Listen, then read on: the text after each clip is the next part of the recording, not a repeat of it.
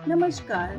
उनकी कलम मेरी आवाज में आप सभी का स्वागत है। आइए सुनते हैं कहानी अनुभव, जिसे लिखा है मुंशी प्रेमचंद जी ने। मेरे स्वामी को 1 साल की सजा मिली है। उनका अपराध सिर्फ इतना था कि 3 रोज पहले जेठ की तेज गर्मी में उन्होंने कई राष्ट्र सेवकों की पानी व शरबत के साथ खातिरदारी की थी। मैं उस दौरान कोर्ट में खड़ी थी। ऐसा लग रहा था मानो कमरे से बाहर खड़े शहर की सभी राजनीतिक चेतना किसी बंदी पशु की तरह जोर जोर से चीख रही हो। मेरे स्वामी बेड़ियों से बंधे हुए लाए गए। इस दौरान हर तरफ सन्नाटा पसर गया, लेकिन मेरे मन में कोहराम मचा हुआ था। क्रोध का आवेश मन ही मन फूटकर बाहर आना चाह रहा था। मुझे इतना गुमान कभी नहीं महसूस हुआ था। सामने कुर्सी पर बैठा अंग्रेज जज व उसके बगल में खड़े लाल रंग की पगड़ी बांधे पुलिस अफसर सभी मुझे नीच दिख रहे थे। बस यही मन कर रहा था कि तुरंत दौड़कर अपने स्वामी के पैरों में गिर जाऊं और वहीं प्राण त्याग दूं। कभी शांत, कभी चंचल, तो कभी आत्मसम्मान से भरी मूर्ति सी दिख रही थी मैं। मेरे मुख पर किसी तरह का अफसोस या ग्लानि नहीं झलक रही थी। किसी की सेवा को अपराध करार देना व उसके 1 साल की जेल की सजा सुनाना गजब की न्याय व्यवस्था है।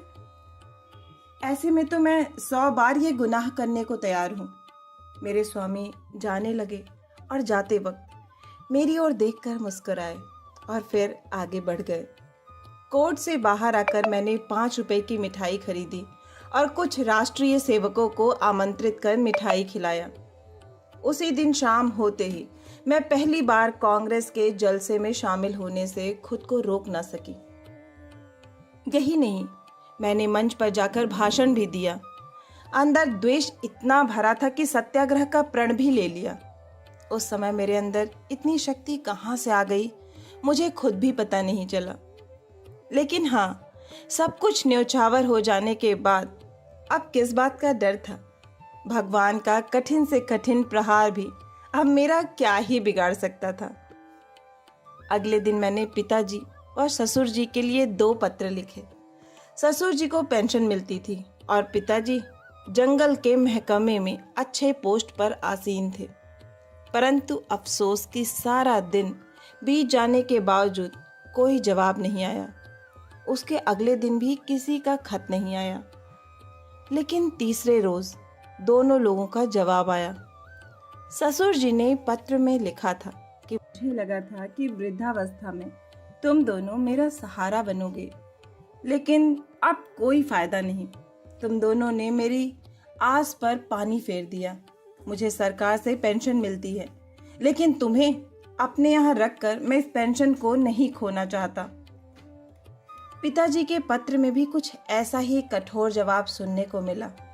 पिताजी को इसी वर्ष ग्रेड मिलने वाला था, परंतु अगर वो मुझे अपने पास बुलाते तो उन्हें ग्रेड से हाथ धोना पड़ता। ऐसे में वो मेरी मौखिक रूप से मदद करने के लिए तैयार थे। मेरा मन दुखी हुआ और मैंने इन दोनों खत को जला दिया व उसके बाद उन्हें और कोई खत नहीं लिखा। इसे ही कहते हैं स्वार्थ, जिसका प्रभाव इतना प्रबल होता है कि वक्त पर अपनी संतान भी नहीं नजर आती। ससुर व पिता दोनों ने मुंह फेर लिया, लेकिन अभी मेरी आयु ही क्या है। अभी तो मुझे दुनिया देखनी है। इतने में किसी ने बाहर मेरे दरवाजे की कुंडी खटखटाते हुए मुझे आवाज दी। मैं सहम गई, मेरे रोंगटे खड़े हो गए। मैं दरवाजे पर कान लगाकर सुनने की कोशिश कर रही थी कि कहीं वो बदमाश तो नहीं। फिर मैंने कठोर आवाज में कहा, कौन है? क्या काम है? बाबू ज्ञानचंद की आवाज सुनकर मैं थोड़ी शांत हुई। ये मेरे स्वामी के सबसे अच्छे मित्र हैं। उनके साथ एक महिला भी आई थी, वह उनकी पत्नी थी। पहली बार वो मेरे घर आईं। मैं उन्हें आदर भाव से प्रणाम कर अंदर बुलाया। ये दोनों ऊपर आकर बैठे। वह बेहद ही दरिया दिल से मुझे सांत्वना देने लगे। उनकी पत्नी के विचार देखकर मुझे ये समझ में आ गया कि वो एक सशक्त महिला हैं। उनके चेहरे से ही उनकी प्रतिभा झलक रही थी। दोहरी कदकाठी के साथ चेहरे पर रोब व जेवरों से लदी किसी महारानी से कम नहीं लग रही थी। खास बात तो ये थी कि बाहर से वो जितनी ही कठोर दिख रही थी, अंदर से उतनी ही करुणा से भरी हुई थी। उनसे बातचीत शुरू हुई। ज्ञान जी की पत्नी, क्या घर पर किसी को खत लिखा? मैंने कहा, हाँ। ज्ञान जी की पत्नी, कोई घर से लेने आ रहा? मैंने कहा, नहीं, पिताजी व ससुर जी में से कोई मुझे अपने साथ रखने को तैयार नहीं है। ज्ञान जी की पत्नी, तो फिर आगे क्या करने का सोचा है? मैंने कहा, फिलहाल के लिए तो यहीं पर हूं। ज्ञान जी की पत्नी, हम लोगों के साथ हमारे घर क्यों नहीं चल रही हो? अकेले मैं तुम्हें यहां नहीं रहने दूंगी। इस दौरान खुफिया के दूत घर के बाहर डटे हुए हैं। मुझे आशंका हो गई थी कि ये खुफिया के दूत ही होंगे। ज्ञान जी ने अपनी पत्नी की ओर देखा और पूछा, मैं तांगा ले आऊं? ज्ञान जी की पत्नी ने इशारे में ही आज्ञा दे दी। ज्ञान जी तुरंत द्वार की तरफ चले। तभी ज्ञान जी की पत्नी ने बोला, रुको, कितने तांगे लेकर आओगे? ज्ञान जी घबरा कर बोले, कितने? ज्ञान जी की पत्नी, हाँ, कितने? एक तांगे पर सिर्फ 3 लोग ही बैठ सकते हैं। बाकी के सामान, बिस्तर, बर्तन आदि कैसे जाएंगे? ज्ञान जी, फिर 2 ले आऊं? ज्ञान जी बोले। ज्ञान जी की पत्नी, एक तांगे पर कितना सामान जाएगा? ज्ञान जी, फिर ठीक है, 3 ले आता हूं। ज्ञान जी की पत्नी, हाँ तो जाओ भी, अब इतनी देर क्यों कर रहे हो? जब तक मैं कुछ कहती तब तक ज्ञान जी निकल गए। मैंने संकोचते हुए उनकी पत्नी से कहा, मेरे आने से आपको तकलीफ होगी। कठोर वाणी में ज्ञान जी की पत्नी ने बोला, हाँ तकलीफ तो होगी, तुम किलो भर आटा खाओगी, घर का एक जगह भी घेर लोगी, ये सब क्या कम कष्ट है? इतना सुनकर मैंने कहा, क्या बहन आप भी? उनकी पत्नी ने मेरे कंधे पर हाथ रखकर बोला, जब तुम्हारे स्वामी वापस आ जाएं तो मुझे अपने घर में रख लेना, हिसाब बराबर हो जाएगा। अब ठीक है ना? तो चलो सारा सामान बांध लो। ये सब देखकर बिल्कुल सपने जैसा लग रहा था। इतनी उदार स्त्री मैंने आज तक नहीं देखी थी।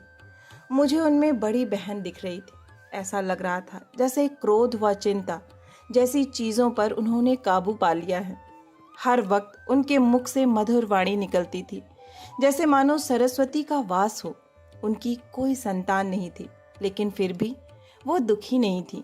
घर का काम वो स्वयं करती और बाहर के काम के लिए एक लड़का रखा था। आश्चर्य तो इस बात का था कि दिन भर मेहनत करने के बाद भी वो कभी आराम ना करती। यही नहीं, उनका आहार भी बेहद कम था।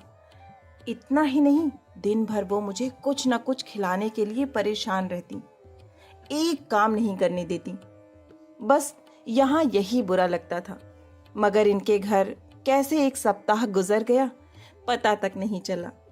तभी मुझे एक दिन वो दूत यहाँ दिखाई दिए। उन्हें यहाँ देख मैं घबरा गई। मैंने सोचा ये मेरे पीछे तक यहाँ आ गए। तभी उन्होंने कहा कि कुत्ते हैं, भौंकने के अलावा कुछ नहीं कर सकते। मैं मन ही मन चिंतित थी। मैंने बोला, कुत्ते हैं, काट भी तो सकते हैं। ज्ञान जी की पत्नी ने कहा, तो क्या इनके डर से भागना नहीं चाहिए? मैं बार बार उनके बारे में सोचती, छज्जे से जाकर देखती तो वो बाहर नजर आते थे। हाथ धोकर ये मेरे पीछे पड़ गए थे। मन ही मन सोचती कि मैं इनका क्या बिगाड़ सकती हूँ। आखिर मैं हूँ ही क्या? क्या ये नहीं चाहते कि मैं यहाँ रहूँ? पर ऐसा कर उन्हें क्या हासिल होगा? ये सब सोचते हुए एक और सप्ताह बीत गया। उन दोनों दूत ने अपना डेरा वहीं जमा लिया था। ऐसे में मैं और ज़्यादा बेचैन थी, किसी से कुछ कह भी नहीं सकती थी। एक रोज़ संध्या के वक्त ज्ञान जी घर आए। घबराए हुए नजर आ रहे थे। मैं बरामदे में सब्जी काट रही थी।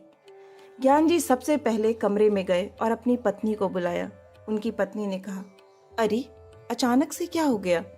पहले हाथ मुंह धो लो, कपड़े बदल लो, कुछ खाओ, तब आराम से बैठकर बात करते हैं। उन्होंने पत्नी से बात करने के लिए दोबारा आग्रह करते हुए कहा।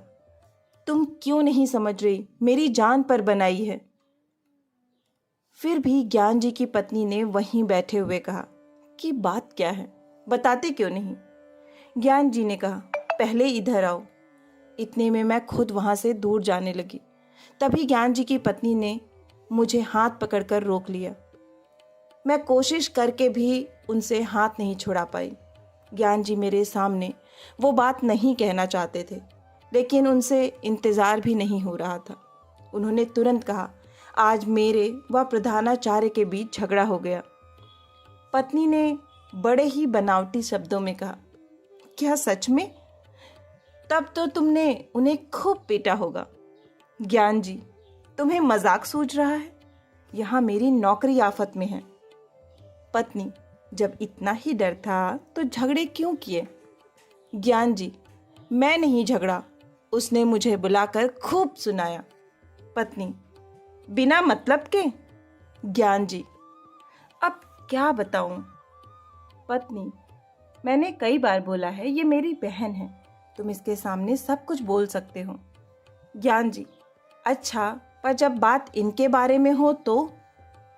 पत्नी ने कहा, मैं समझ गई, खुफियों से तुम्हारी अनबन हुई होगी और पुलिस ने तुम्हारे स्कूल में शिकायत कर दी होगी। ज्ञान जी सोचते हुए, नहीं, ऐसा नहीं है, लेकिन पुलिस ने हाकिम ज़िला के यहाँ शिकायत की और उसने प्रधानाचार्य से। प्रधानाचार्य ने मुझसे जवाब मांगा है। पत्नी ने कहा, प्रधानाचार्य ने कहा होगा कि उस महिला को अपने घर से बाहर करो। ज्ञान जी, हाँ, कुछ ऐसा ही समझ लो। पत्नी, फिर तुमने क्या कहा? ज्ञान जी, फिलहाल मैंने कुछ नहीं कहा है, वहाँ कुछ समझ नहीं आ रहा था। पत्नी ने गुस्से में कहा, जब तुम इसका जवाब जानते हो फिर सोचना कैसा? ज्ञान जी सहम कर बोले, मैं ऐसे अचानक कैसे बोल देता? पत्नी गुस्से में बोली, जाओ, अभी जाकर अपने प्रधानाचार्य से कहो कि मैं उसे नहीं निकाल सकता और अगर ना माने तो नौकरी से इस्तीफा देकर घर आना। अभी तुरंत जाओ। मैं अपने आंसू नहीं रोक पाई। रोते हुए मैंने कहा, बहन, ये सब क्यों? ज्ञान जी की पत्नी ने मुझे डांटा और कहा, तुम बिल्कुल चुप रहो, नहीं तो कान पकड़ लूंगी। तुम क्यों बीच में बोलती हो? हम जब भी रहेंगे तो एक साथ ही रहेंगे। अगर जिएंगे तो साथ, मरेंगे तो भी साथ। पति को सुनाते हुए कहा, इनकी आधी उम्र बीत गई है, लेकिन इन्होंने कुछ नहीं सीखा। अब खड़े क्यों हो? तुम्हें बोलने में डर लग रहा हो तो मैं जाकर कह दूं? ज्ञान जी ने गुस्सा होकर बोला, कल जाकर बोल दूंगा, इस समय पता नहीं वो होगा भी या नहीं। इधर पूरी रात मैं नहीं सो पाई। पिता व ससुर जी, जिसे दोनों ने ठुकरा दिया हो, उस दासी को इन्होंने इतनी इज्जत दी। ज्ञान जी की पत्नी सच में किसी देवी से कम नहीं है।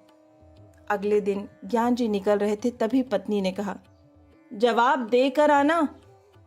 ज्ञान जी के जाने के बाद मैंने कहा, बहन, तुम ये सही नहीं कर रही हो। मुझे ये बर्दाश्त नहीं हो रहा कि मेरी वजह से तुम्हारे परिवार पर परेशानी आए। ज्ञान जी की पत्नी ने हंसते हुए कहा, हो गया या और कुछ बोलना है? ज्ञान जी की पत्नी ने पूछा कि अच्छा ये बता कि तुम्हारे स्वामी आज जेल की सज़ा क्यों काट रहे हैं? बस इसलिए क्योंकि वो राष्ट्रीय सेवकों की सेवा कर रहे थे। आखिर राष्ट्र की सेवा करने वाले वो लोग कौन हैं? ये हमारे लिए क्यों संघर्ष कर रहे हैं?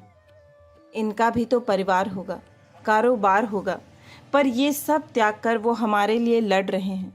ऐसे लोगों की सेवा कर जेल जाने वाले तुम्हारे पति भी किसी वीर से कम नहीं।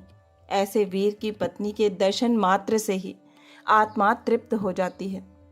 फिर मैं नहीं, तो मुझ पर एहसान कर रही है। मैं चुपचाप उनकी बात सुनती रही और कुछ नहीं बोल पाई। संध्या हो गई।